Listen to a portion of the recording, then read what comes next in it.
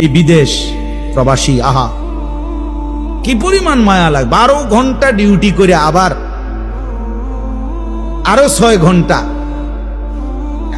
আরেক কোম্পানির স্যার কি করে 18 ঘন্টা, কেউ কেউ আর থাকে 6 ঘন্টা। এই 6 ঘন্টার মধ্যে বিশ্রাম কখন? নিজের জামাগুলা নিজে ধোয়, নিজের রান্নাটা নিজে করে।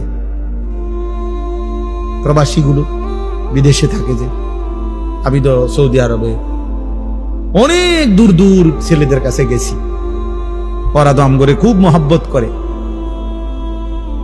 তাইলে এই নিজের রান্না নিজের, কত ছেলে যে বিশ্বাস করো ভাইয়া কি পরিমাণ কান্দে, আল্লাহর কসম। এটা যদি আমি দেখাইতে পারতাম।